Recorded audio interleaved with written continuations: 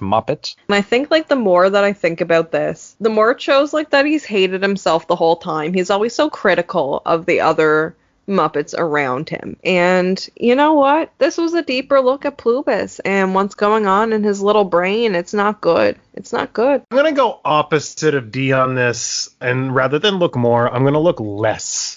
I'm not going to continue to comment on these wastes of our time. I will, but I'm not looking deeper.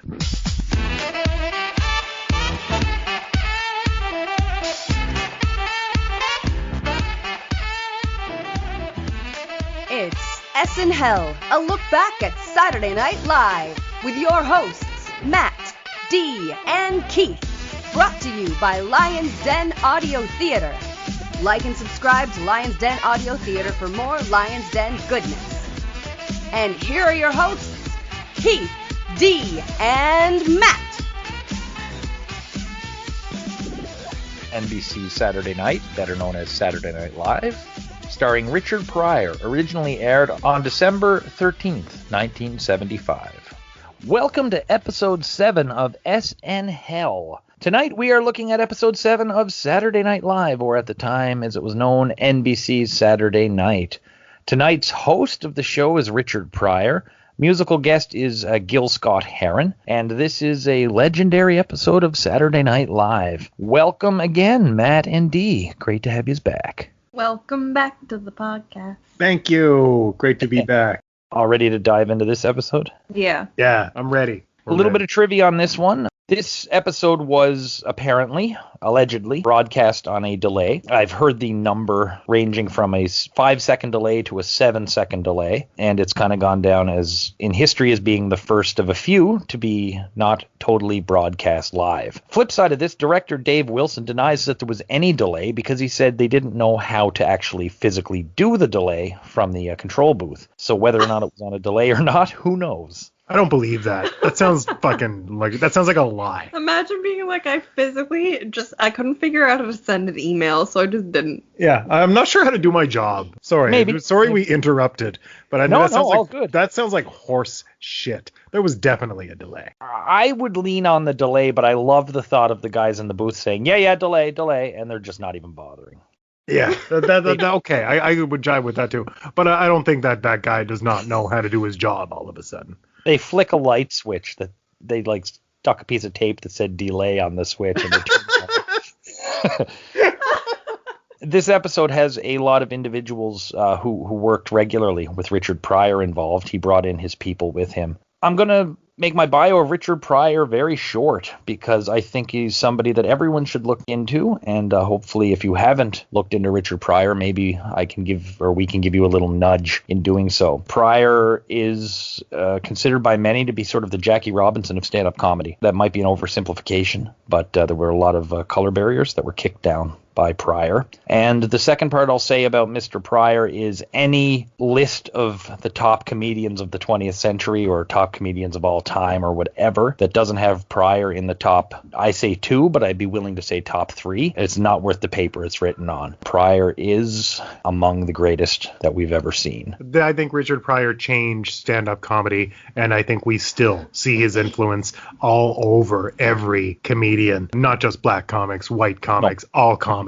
I don't think you can argue that. Yeah, I'd only heard of him in passing. If you have any friends that are comedians, you've probably heard of him. I thought he was wonderful. Cool. So we will just jump right into the cold open. I think we're going to have a lot to talk about on this one. Dan Aykroyd and Jane Curtin are restaurant patrons. They call in the waiter, and both Garrett Morris and Chevy Chase enter, and they argue over who is cast in the role to do the fall. Garrett Morris says that Richard Pryor insisted he do it instead of Chevy. Chevy's a little pissy about it. Garrett Morris shows Chevy how he plans to fall. It's pretty bad. Chevy says this is how you do it, and Chevy falls, hurts himself, and gets knocked out, giving Garrett Morris the first Live from New York line that isn't delivered by Chevy Chase. That's great. Wonderful. It's like two little kids arguing on the playground about, I'm the one that can do it right. I'm going to show you how to do it. So silly. And seeing somebody else deliver that opening is a breath of fresh air as much as I like Chevy in these openings. It's just nice to see someone else get that moment because he deserved that. He deserves his moment. Yeah,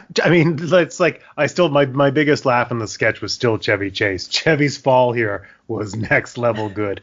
This is my favorite Chevy fall so far. Definitely popped me. But Kara Morris, also hilarious. Yeah, great cold open. Probably my favorite cold open yet, actually. There's been a definite climb in the quality of the cold opens. And I actually wrote down, first person of color to deliver the line. And then I realized it's the first person who's not Chevy Chase to deliver the line. Yeah. So good on Garrett. I didn't know how to respond. Chevy gave the line where it's like, well, it's not Richard's show. He's just the guest. And part of me read that into Chevy saying, it's not Richard's show, it's my show. So I didn't know how to read that, and I know I'm reading more into it than I should, but I thought that was a little implied there. I definitely, I got a rise out of the line. I liked it. Me too. So then Richard Pryor comes out for his intro, or his monologue. I think this is stand-up he'd done elsewhere, but unlike Carlin, I thought he was on fire tonight. Everything was perfect in this stand-up bit. I think it was very funny. It starts off with this drunk impression, which I thought went on for a little bit long, but then when he gets into the point where he has taken acid and he's got the white people voice going on, he's going through the acid trip, and he starts to freak out, and he's like, I don't remember how to breathe, I'm gonna die, and I'm like, same girl, that's how I would feel. Made me laugh. I absolutely love him, and he's so cute. Oh, wait. The whack bell bottoms. As soon as the camera zoomed out and I saw his pants, I was like, what are those? Yeah, great pants and great shoes. The Cuban heels on them were fire. And yeah, it was good stand-up. Great monologue. I didn't, it didn't rewrite the formula, but this was it being done well. Full marks. Now we go to Samurai Hotel. This is the debut of one of John Belushi's most famous characters, Samurai Futaba, where he's running a hotel. Chevy Chase comes to stay. Belushi plays this Japanese samurai who keeps pulling out his katana and doing goofy things with it, like a golf club or a pool cue. The character was modeled after a character from Kurosawa's Yojimbo. And then Belushi calls in his samurai assistant, who is played by Richard Pryor. They duel with each other as to who's going to take Chase's bags up to his room. Pryor chops the desk in half with his sword, which convinces Belushi to be the one to do it. How did this one sit with you guys? I'm going to go first, and I'm going to be brief. This does not make it to air today. This is bad shit. Why does Belushi got to do this? Who wrote this?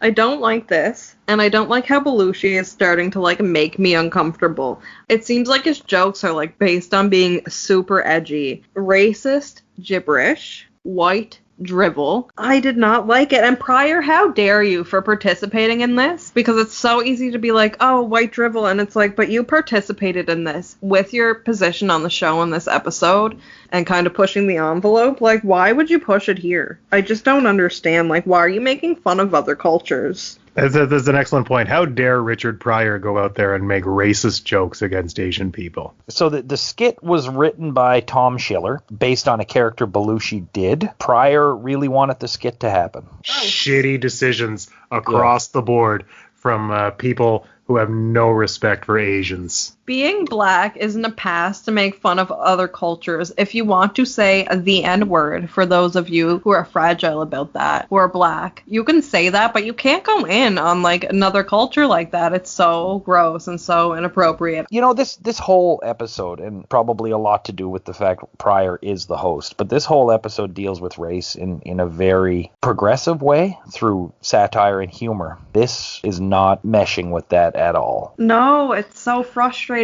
to me. It's so hard to take the whole rest of the episode, take that, if they're trying to deliver a message, which I think they are, you can't do this. The hypocrisy it's too much. Yeah, you fucking shot your message down. It's so narrow. It's so short-sighted. What an embarrassment. You'll be delighted to know that we will see a lot more of Samurai Futaba as time goes on. Sweet. Let's fucking get there. Our next bit is Gil Scott Heron. This gentleman appeared on the show at Pryor's insistence. He sings his song Johannesburg. It's hard to genre it, but I'm going to say it's blues inspired with some African instruments put in as well. I mean, a necessary palate cleanser. It was fine. I'm not the biggest fan of this fella. But I mean, it was fine. I needed a break because I was hot after the last sketch, to be honest. So, and this was a nice placating sugar dose. It was fine. It didn't rock me. Yeah, it revived me. It soothed me. And you know what? It did rock me slowly and gently. And I really enjoyed it. His voice is marvelous in this song and the band is bopping. Appropriate energy for SNL. Do you guys want to be shocked? Yeah. This might be my favorite musical performance yet. I'm not shocked. No? But I'm like, I didn't think it was going to be your favorite. No, I loved it. Well, I mean, like Lily Tomlin's thing in the last episode, I really enjoyed. This was new to me, and I loved this song. So now we go to a segment that we've seen before. It's Jane Curtin hosting Looks at Books. Her guest today is the author of White Like Me, Junior Griffin, who is played by Richard Pryor. He talks about writing a book, how he painted himself white with shoe polish to learn the white man's struggle. He kept getting hired for jobs, and he had a lot of credit cards. And his next book will be about Jewish American princesses. It was pretty funny for me. I see a lot of discourse about this on Twitter. It's still relevant to this day, just especially, again, I brought her up before. I can't believe I'm bringing her up again, but I have to bring up Bad Baby again. It's these white people who think that black is a walk, that black is how you're talking, that it's not literally who you are. And it's just so bizarre to me. It's something white people would definitely do and have done. Matt, what do you think about this one? I thought it was hilarious. I love Jane Curtin. I love her doing this straight woman talk show host. She just sells it so well by just no selling it. She is Jane Curtin would have been good in like the Stepford Wives. She has that robotic stare that really just transcends the television. As for the whole bit, yeah, I thought Richard Pryor was really funny. Eddie Murphy's gonna do this joke later on the show. Richard Pryor is fucking funnier than Eddie Murphy. Let's get that right. Full marks. Do you know the name of the short movie that Eddie Murphy does? No, I don't remember it, but he goes, it's like, my name is Mr. White. Yeah. And he goes on his little job interviews. It's on his like Best of SNL DVD, and it's this sketch but shot as a remote. The movie is also called White Like Me. Everything was firing here.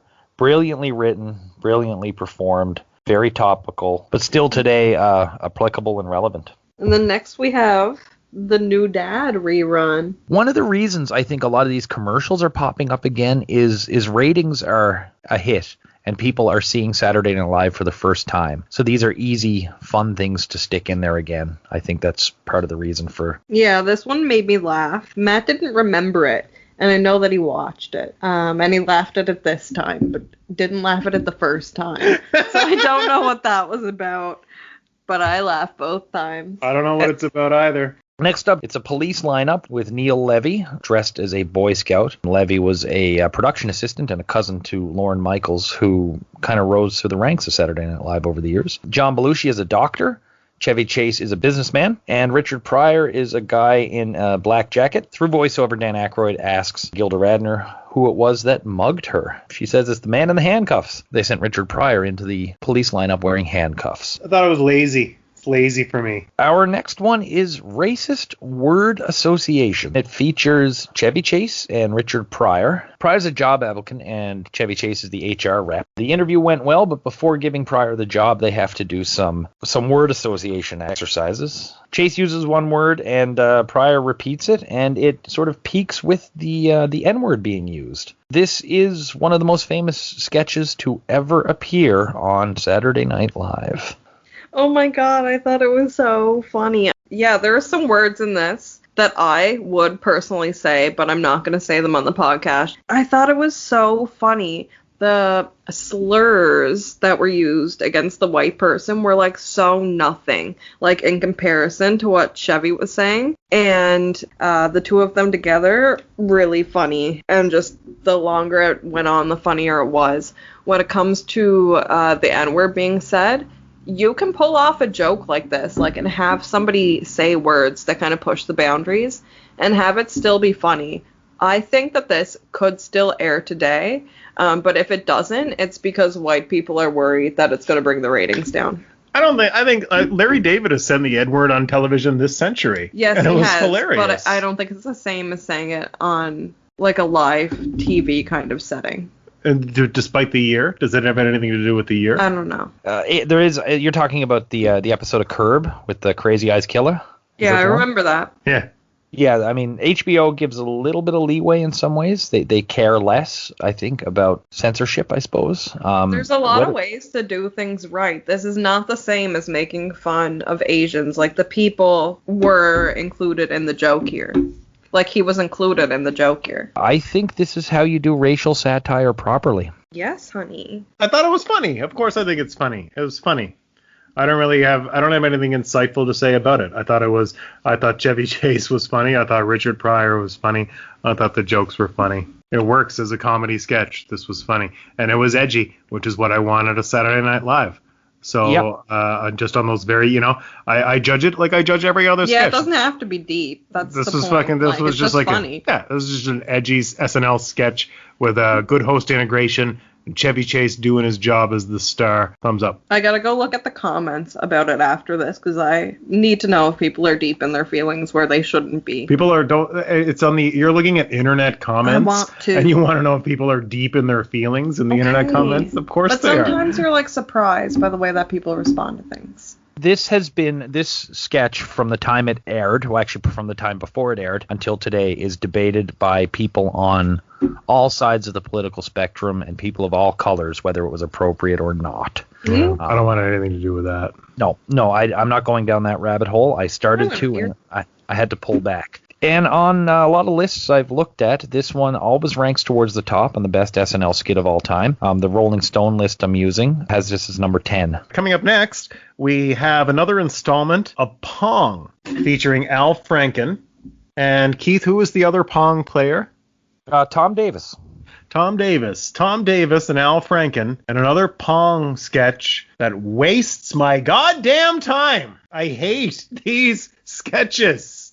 Al Franken will go on and grow up to be a funny man. I don't know who Tom Davis is. He sticks around for a long time.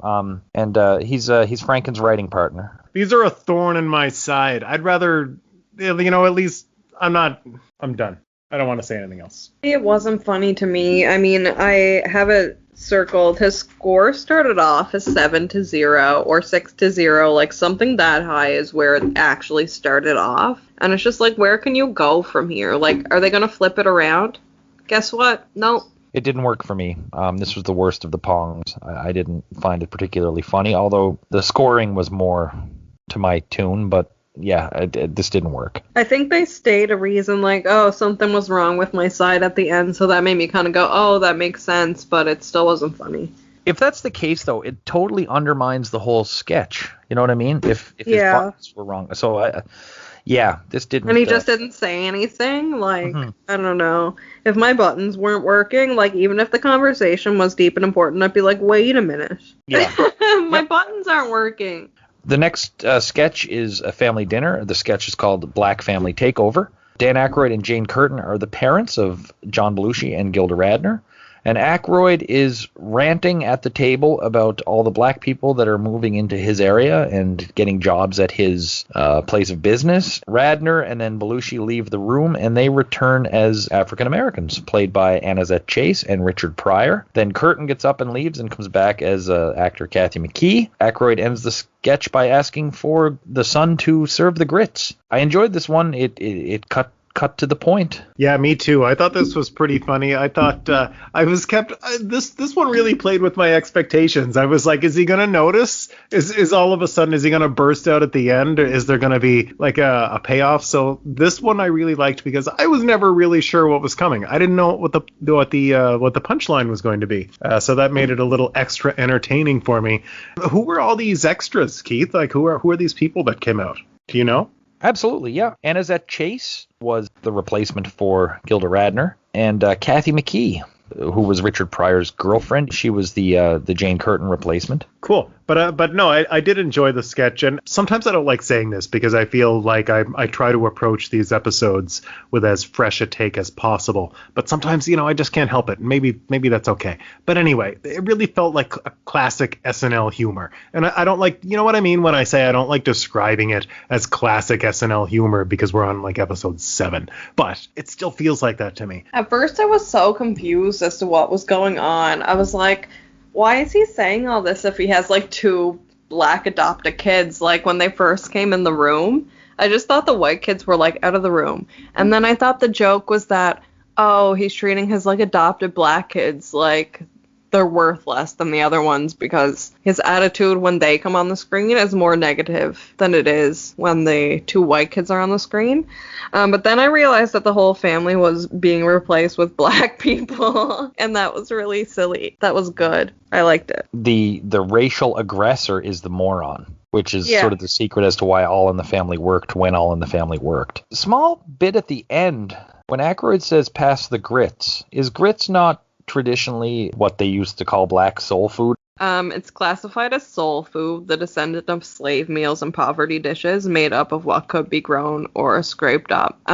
So it's not necessarily like a black staple food. That's why it's associated with black culture, which is interesting. So not only is the family replaced, but we can infer then that the meal itself is replaced too. Yeah, I didn't notice that at all. No, the meal became black too. Yeah. Yeah. Weekend Update. And we get the first delivery of the most famous Weekend Update line at the time. Generalissimo Francisco Franco is still dead. Broad stroke look at Weekend Update. It is there. It is almost fully formed. The timing, the production, the delivery are all there. And I found there were less Gerald Ford jokes than usual this time. Yeah, but they seem to have substituted them with gay jokes for some reason. Like, oh, everybody's gay. Everybody's gay. And it's just like, why is that funny to you guys? That's just a weird thing to find so funny, I guess. Enough so to put it in that spot instead. Weekend Update still doesn't click for me. When I think of Saturday Night Live as a whole, I think about Weekend Update as being one of my favorite parts of the show. And historically, it will become. It's not there. And, what are we on? 7? I keep saying this. I'm a broken record. I hope that's okay. That doesn't make me... I hope I'm not dragging down the podcast with my repetition. I hope everyone was gay. Weekend Update's not there yet, though. Yeah, we see the Spud beer ad again. That's a quick rerun. It was only last week that one aired. Too soon, yeah. Yeah, awfully quick. She's back, Emily Litella, with her Weekend Update debut, and this is where people remember the character from. She has issues with children being busted, actually busting school children. And she thinks it's terrible that they arrest kids. My favorite line was, even though they get bread, I don't believe they get toast. And then when it's explained to her, she gives her classic never mind. Not quite the way she'll deliver it later, but pretty damn close. I am very glad that we're finally getting to the point where Weekend Update is going to have these memorable guests like Emily. Yeah, I like this a lot. Just seeing her figure out that she got it wrong once again, it was like, shit, bitch, I know that feeling too. And I feel like I'm going to continue to relate to her. She's really relatable. When I think of Gilda Radner, the first thing I ever knew about Gilda Radner were these zany characters. I've mentioned on a previous episode, it's always such a nice treat when I see her be herself or do something a little more subdued, because my mind gravitates toward her and these zany characters. So, and it's nice to see the genesis of this one. They made her the star that she became. Once again, we have Garrett Morris back giving the translation for the people who are hard of hearing. Still working, Matt? Still working for me. Laughed as soon as I saw Garrett's face come up on the screen. No change reported. Still works. Getting funnier for me. The more it happens, the funnier it gets. I think they also expanded his little circle into an oval this time. So there's a little bit more of him on the screen. Was there more Garrett? There was, so he's visually there more as well. There seems to be no real point to that, so that's really funny. This is a great running gag. I love this. I had originally written, might be time to back these off a bit, and then I deleted it because it's still funny. Our next bit's, again, another police lineup. This time it is Richard Pryor, a fridge, a goose, and Jane Curtin dressed as a nun. Aykroyd's voice asks Radner to identify the culprit, and Radner says she wants them to open the icebox. Sorry, this one kind of fell flat for me. The first one got a little bit of a chuckle, but this one just kind of, it was a little too out there, a little too silly. I'm going chronologically in my notes here, obviously, as is the show, but still at this point in my notes, I didn't get what was going on, and I will have more to say about it later, but I think it is worth noting it's not just filler. I mean, I guess I'll stand by, because I'm watching this stuff for the chuckles. But it's because, I'm watching this and I'm like, okay, I know they're making a point. They're not. Maybe it's the format. I feel like I get it, but I don't know. I'm not the biggest fan of how they're doing it. Maybe. I didn't laugh. If you needed to know that, I certainly didn't laugh at this, but I think it's worth noting that it's more than just filler. Okay, and we're now, next sketch is Dan Aykroyd as a general, I believe, sending Richard Pryor on a covert mission to the Ukraine. Aykroyd gives Pryor some stuff to take with him, and he says, take this pill. And Pryor mistakes take this pill for take along this pill. He takes the pill, and it's a suicide cyanide tablet type thing. This was a quick one. It was a gag. As soon as he said, take this pill, I saw where it was going. I did sort of laugh at Pryor's reaction, though. Oh, shit, what did I do? Apparently I miss a lot of things because I thought he just fainted at the end. And I guess I didn't really get the joke. I thought he was just like, he had taken like a sleeping pill that he was to give to somebody on this mission. Dan was fantastic in this little skit. He was the star of the skit. It's so funny just listening to him go on. He gets so into the character that he's doing. Like, he is legitimately that character every time. I love it. Yeah, Dan's great. I do think, like, this is the one I think is filler. This is filler. Yeah, this is filler. And we're back to the Dregs and Vestiges / Muppets. In this one, King Plubis is drunk, and he forces Screb to drink. It's a bunch of drunk jokes that don't really hit home for me. I haven't liked any of these. This one may have been the worst in some ways. Was shorter than usual, so I'll give it a mini point for that. I'm wondering if the writers are just sabotaging the Muppets at this point. The one little bit at the end I did like, sort of, was the statue said, "The mighty Oz has spoken," and of course the line delivered by Frank Oz. A nice little meta chuckle, but that does not save the segment at all. It kind of made me sad. Like, is this a Plubis? Am I saying the right name this time? I think so. That's what I've been saying, Plubis. Okay, yeah. This is a deeper look. Like, if I'm going to try to like Dregs, I need to look at it a little bit deeper, I think. I keep talking about the characters from episode to episode, so let's just go for it. Plubis opens chugging some liquor, and as per usual, like, Scratches wants this guy to like him. So he ends up chugging liquor with him. He's kind of forced. But then Plubis goes on to say he hates drinking because he hates himself. And I think, like, the more that I think about this, the more it shows, like, that he's hated himself the whole time. He's always so critical of the other Muppets around him. And you know what? This was a deeper look at Plubis and what's going on in his little brain. It's not good. It's not good. I'm going to go opposite of D on this and rather than look more, I'm going to look less.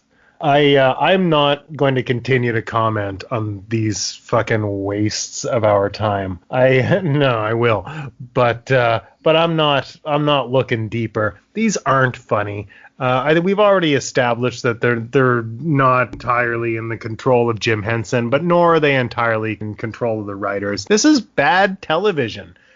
And why are you shaking your hands at me, Dee? Go ahead. Sorry, I just have a thought. At the beginning of all this, we said that this was not necessarily a comedy show, but it was a variety show. So in the respect of it being a variety show, why would I not look at the character development? Like, do I have to rate everything as it being funny? Okay, so here's what the problem becomes. It's because the show doesn't know what its identity is. Saturday Night Live right now is questioning its identity. Spoiler alert, Saturday Night Live is going to grow into, very soon, a comedy show. Saturday Night Live is going to try to be funny, with the rare exception where they have to fucking ram you over the head with a sledgehammer and be like, look how politically liberal we are. Well, I didn't know that. I'm watching it I all know. for the first time. And I'm not trying to, I'm sorry if my tone suggests that you should have known. I don't mean it like that at all. In some ways, I'm sitting with Dee at looking at these characters in a bigger arc, because we do see them, like we're watching the evolution of all these other characters that keep coming back. We're back to the lineup again. Yeah, so police lineup 3. In this one, it's Richard Pryor along with 3 police officers played by John Belushi, Chevy Chase, and Tom Schiller, another one of the writers. And this time they're all pointing as it's time to identify who the culprit is. And that's the end of the lineup. So I'd love to hear where you're at, Dee, on this one. I know you've teased us already. How did this trio of sketches work for you? This was the moment that I realized, it was all just a black joke. If you notice, it is the same guy from every other sketch. He has a physical injury from the other 2 incidents where he was there and went through this already. So it's just that he keeps getting put back in this position where he's being identified because he's black. And at the end, it really highlights it. At first, I was like, is this? No, that's not where it's going. But then they have them all dressed as cops, literally pointing to him. And I'm like, this is too real for me right now. This is what we're living through right now. And I understand maybe, I don't know if it was just arbitrary comedy at the time, but now it's it really is I don't know. I thought about it a lot. I'm still thinking about it a lot. This is the world a lot of people are living right now and have been for a long time. And yeah. I think in some ways, because this sketch is 46 years old, it goes to show how little things have changed. I can't stop thinking about it. That's all I have to say. I don't really want to say anything more about it because I think it speaks for itself, and it speaks for itself as somebody who isn't completely white. Just watching this, I didn't get it at first, and I kept not getting it, and it's oh shit, he made himself the butt of the joke to make this point. It just was so unfunny. Matt, you have nothing to add? Nope. Our next sketch is The Exorcist 2, with Thalmus Rasulala and Richard Pryor serving as the priests.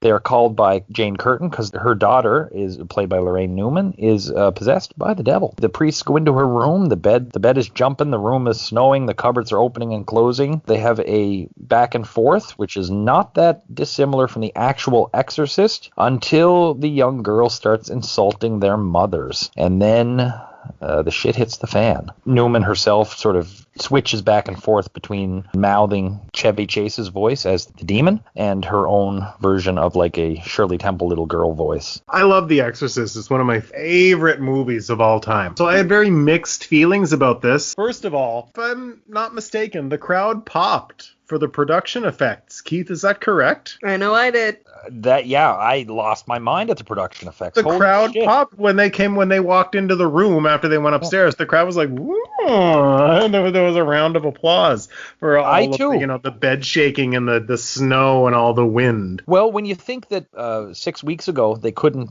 time Chevy Chase with a camera, and this is what they pulled off now. Yeah, technically this was amazing. Yeah, the crowd loved it. First of all, blanket statement. I liked this bit. This worked for me. This is a success. It's elaborate. I think if I contextualize this in a more modern SNL context, I think this comes earlier in the show. This is a hot sketch that has a lot of appeal. It's talking about something topical. Exorcist is a hot movie right now. It's probably one of the most talked about movies of its time. So I think this should have came a little earlier in the episode, or it would have in more modern times. But anyway, my biggest problem with this sketch is maybe a bit of a surprise. It's Lorraine Newman. I think Lorraine Newman tanks her performance here. I don't know who could have done it better. When I think about it, Gilda Radner would have been too hokey, and Jane Curtin is just too, she's too the straight woman. So I don't really think they had the chops to pull off this role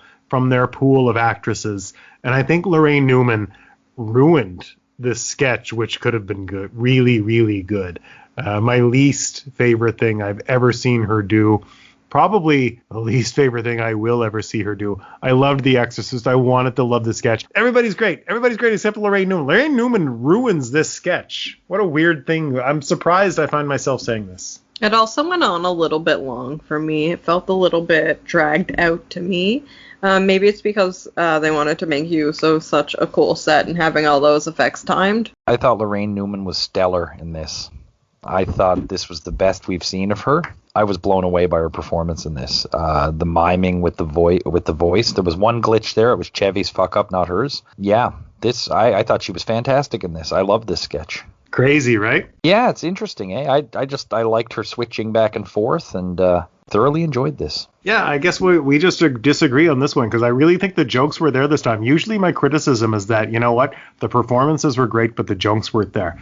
But I really thought the jokes were there. I thought this was clever and topical and a great sketch. But yeah, you and I just subjectively disagree on this. I hated Lorraine Newman in this. What put it over the top for me was how good her mouth movements to Chevy's voice were. Up until the point where the line got flubbed. It's so funny. I didn't like the makeup that you gave her. She looked shit. But she looked gicky. All the amazing production they used, and that was the shit makeup. She looked gicky. I like Lorraine Newman. Let me get that on the record. I'm a Lorraine Newman fan. She's so cute. She's beautiful, I think. She does not get the credit, in retrospect, she does not get the credit she deserves. She never had a franchise. Well, yeah, she was very hesitant to do repeat characters, actually. That was part of her thing. That's respectable. I can respect that. I dig that, too. Very un-SNL of her. But yeah, she was not too keen on doing the same thing over and over again. That's what you call an authentic person. She's my next. That's my next Audible credit. I'm going to buy her book, May You Live in Interesting Times by Lorraine Newman. I got it last night, actually, at your suggestion, so... Yeah, maybe we can do a spin-off where we review books on Saturday Night Live books.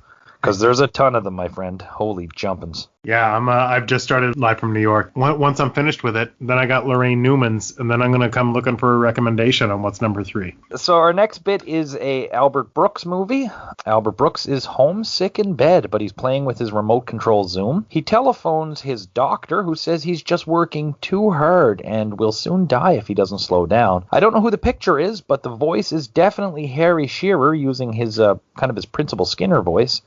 And we'll get to see Harry Shearer shortly. And he tells Albert Brooks to slow down and not make another movie. And then some guy delivers chicken, and the kid plugs Albert Brooks' new album, and they've bleeped the title out. And Albert Brooks insults the film processor. The album that was released was A Star Is Bought. This was shit. Other than the little sort of footnote that the voice is Harry Shearer, this was garbage. And it is the absolute epitomization of phoning it in. I hated this. I agree. It felt like he absolutely did not care. I didn't feel until this point that he was really riding the money that they were giving him. But what was this? Like, it's kind of insulting. The star of this was the delivery guy. I got a couple of laughs out of the delivery guy. He just wanted to be there. He just wanted to be seen. I mean, what can I say that hasn't already been said? The only thing that was redeemed, the guy, I thought of it, he was the twink. But Albert Brooks is a waste of time on this show. It's a bad format. He's a bad fit. Fuck, I can't wait till these go away.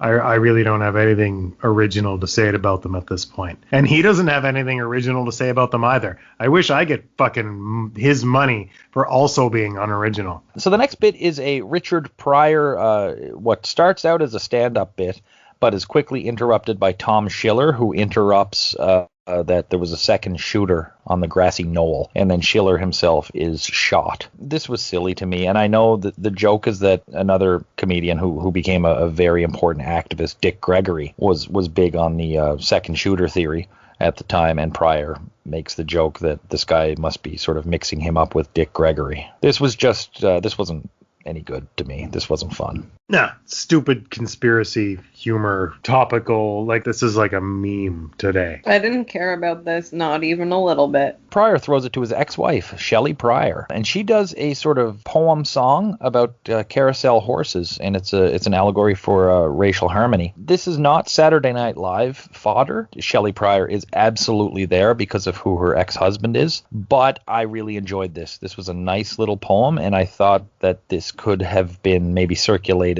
a lot more than it was. I really liked this. I liked her delivery. She looks like Charlotte Flair. Is this Charlotte Flair? She does kind of look like Charlotte Flair. It looks like Charlotte Flair and Cher fell into the fly pod. This belongs on a kid's show. This is the kind of shit you give to kids so they don't call another kid the N-word. You show this to white kids so that they don't push the black kid in the mud. This is ridiculous. Did anybody notice her coke nails? No, but it feels like she's trying absolutely. to, like, communicate with white people in some weird fashion. I don't know what's going on. It's weird. Is this why she's the ex-wife? Because this is some weird shit. This is some weird coattails riding ass. Get off this motherfucker shit. Yeah. Weird segment. Weird lady that looks like WWE superstar Charlotte Flair and Cher and has giant coke nails. She has talons. She has very long nails. So our next bit is another Richard Pryor stand-up. This one's about growing up around his grandmother and some religious stuff and some neighborhood winos. I've heard versions of this before that were better, but I enjoyed this. Me too. This is just good stand-up comedy, and I appreciate good stand-up comedy. And this is the kind of shit that reminds me that Richard Pryor changed the genre, literally. He was just that good. It's 2021. I've seen like rip-offs of his bit as recently as, within the past year. He's a legend in this field. Yeah, very good. I felt like it went on a little bit too long, but I feel like maybe that's just a me thing. Every time I watch stand-up, I always feel like it's dragging on a little bit too long. He's funny. He's super funny. Yeah, I enjoyed it. Yeah, and then we go to Gil Scott Heron singing A Lovely Day. Another great performance. I didn't like this one as much as Johannesburg, but whatever the audio issues were with the first song, they're gone for this one. This was a fun performance, but nothing to write home about like the first one. No. Where's the consistency here? Like, it doesn't sound as good as the first one, even though there were audio issues in the first one. Like, what's going on? His voice sounds completely different. Whatever. I also didn't like it very much. Yeah, we've yet to have an episode yet where the second performance of any musical song was better than the first. Why? Like, what's going on there? Like, why can't you pop off twice? Because they're doing too much blow backstage. It's the late 70s. Everybody is using drugs except for Jane Curtin. So if you're not Jane Curtin, your performance is suffering because of your substance abuse. Important to preface, I have no proof of this. And that's the end of the episode. So let's go through our ratings here and give out our awards. So let's start by discussing the music. How did Gil Scott Heron work for you guys? Gil Scott Heron did not work great for me, Keith. I would give Gil Scott Heron as a musical guest this evening 5.5 out of 10 for his musical performance. Interesting. He's got a good band. The sound quality wasn't all there. He's not fucking killing it as a singer. The songs are not quite catchy. This isn't a music review. 5.5 out of 10. I have to break it up into two parts. I'm channeling, like, We're Vibing With an 8 out of 10 for the first song, but the second one was 3 out of 10. Like, literally, whatever. I don't know what you did between the first and the last song, but it was not good for your voice. No, I didn't like that. I'm of the same ilk as D. He was great the first time. Meh, the second time. But I really, really like that first song, and I've since Spotified the hell out of it. Good showing by Gil Scott Heron. And rate the host. How did Mr. Pryor do?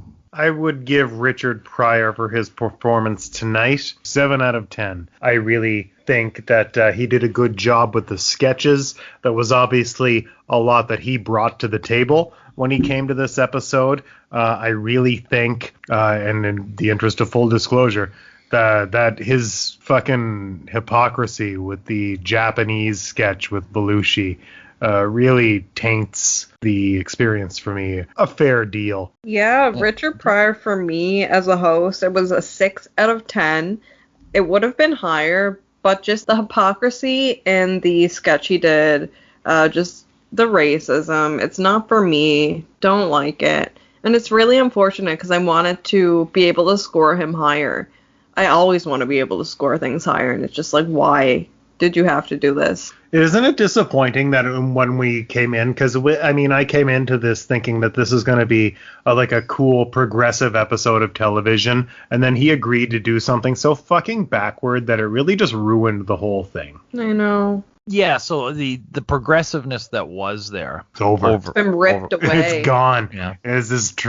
There's no progressiveness here in this episode for me. But I mean, and I'm not trying to... I came in feeling fresh as a lettuce, and then by the end of it, I was withering. We're withered. I thought for what he did a really good job, except the serious scar that is that Samurai Futaba sketch. He brought in a lot of his own people, which was beneficial. Sometimes that doesn't work. His stand-up was great. I think his presence on this show absolutely enhanced it, certainly from a comedic standpoint, and just sort of wondering the stuff we didn't like, might they have tried this with somebody else? And certainly been a lot more flat. It's a tricky one, but it's sort of how I have chosen to look at it. If them sketches were going to be done with somebody else anyway, how was his straight up performance? And I thought he did a good job. I like knowing that he brought in his own people. Okay, worst bit of the night. Do I have to ask? Nope. No, if you don't know and you're listening to this, I don't know, buddy. Yeah, my worst bit of the night, it's replaced the Muppets, but yeah, the Samurai Futaba bit at the beginning. On top of the racial stuff, it was really no value to it at all. It was Belushi doing silly things with swords and making stupid noises. This didn't work for me. And honorable mention again to the Muppets, which sucked because they had it with the Tomlin episode. They knew what they were doing, and then this shit. So... yeah. Your bit of the night. I will go ahead and say my favorite bit of the night was the family dinner. I thought that was classic Saturday Night Live. Again, I hate saying that when it's so early, but it really is. It's a template. It sets the template. So I shouldn't maybe be so reluctant. I shouldn't be down on myself for saying it's classic Saturday Night Live when it's like single-digit episodes of season 1, because this is the kind of shit that's really setting up the show for success for years to come. So I forgive myself. This is my favorite skit of the night. I am going to agree with the family dinner. I was a little bit tied up with the other one, the whole slur fight that they had, because it was just so ridiculous. And in my opinion, groundbreaking, what you could and couldn't say on TV at the time and probably even today. Yeah, family dinner for me. Yeah, I wanted to say the racist word association one as well, because that's the money shot from the episode apparently. But I'm with you guys. The Black Family Takeover, the dinner was to me a better sketch, fun performances, and there was an extra level of thought maybe. Exactly. Not only did I think the dinner sketch was more clever. I thought the actors in it, from Pryor to Aykroyd, everybody involved, even our non-regulars who came out, everybody sold this so well, and especially like Dan Aykroyd, an unsung hero in this sketch, who just continues to no-sell the whole thing as all these people are coming out. The thing with Chevy Chase and Richard Pryor, I get that that's like the highlight reel, but it's just because it was, it's almost like shock humor, and it's not shock humor, but it's why people remember, because they want to gasp. It's the gasp moment, so that's why. It doesn't mean it's funnier.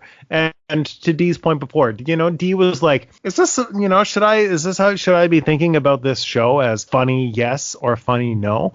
And at this point, I don't think they want us to think of it like that. It grows into that. You know what I mean, Keith?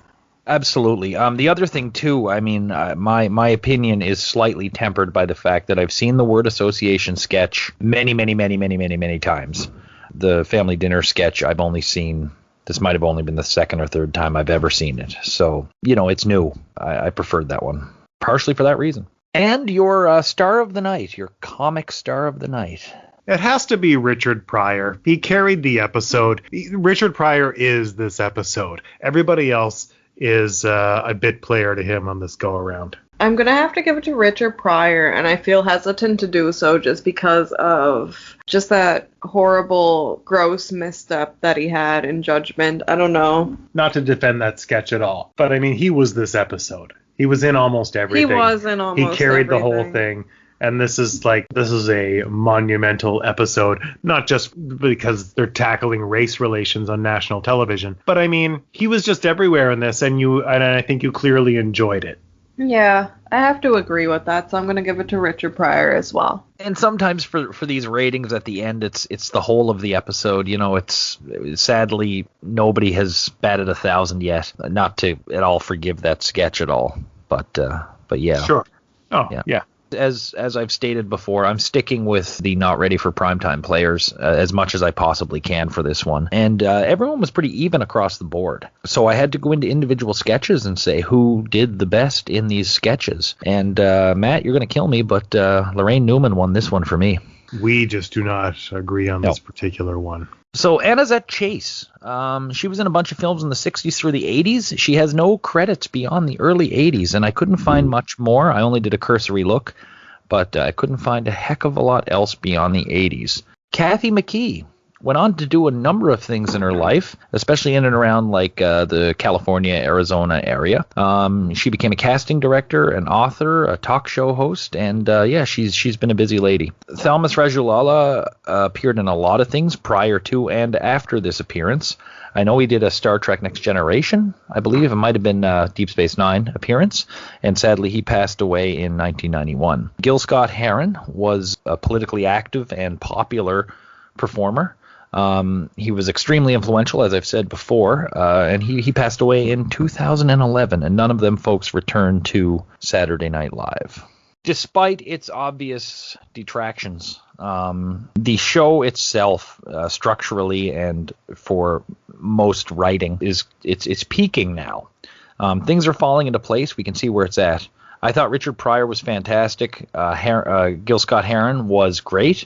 And the cast, for what they did, was on top form. There's a lot of energy in that cast. The issue now, for me, is still the stuff that's bringing it down. The Muppets and Albert Brooks. Albert Brooks' film was disgusting. It was just terrible.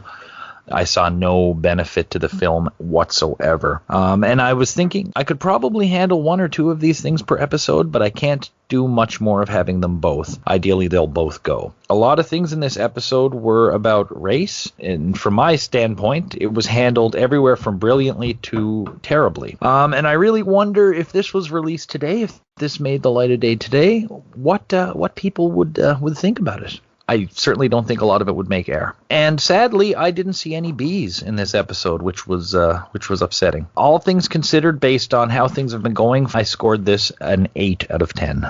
I want B's in every episode. I want B's to have their time on the screen, but they didn't get it. This episode for me, because I've spoken about it so much, I am just going to ignore the little sketch that shall not be named. Other than that, like, the whole episode was fantastic. It feels like it's really starting to come together.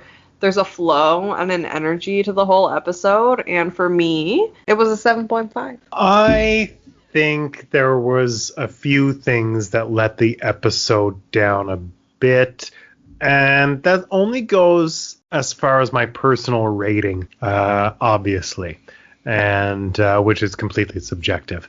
I didn't love the musical guest this week, so we got a little bit of a drawback here. Obviously, we've got the bad sketch, and I didn't love Coke Nail Lady. This episode really seems like historically it's more than the sum of its parts. I give this episode 7 out of 10. Stellar marks from this panel. A 8, a 7.5, and a 7, and that, of course, averages us out at 7.5. And would you like to know what the Internet Movie Database users thought of this episode? Of course. They gave it an 8.5, so we're not that far off again. Okay. Bit generous. For me. Little generous for me. That's a whole 1.5 away from my rating. So for me, IMDb is wrong on this one. Too generous. Because I thought, you know what? My 7 is generous. This in my heart is a 6.5. My 7's generous. Their 8.5 is rose-colored history glasses.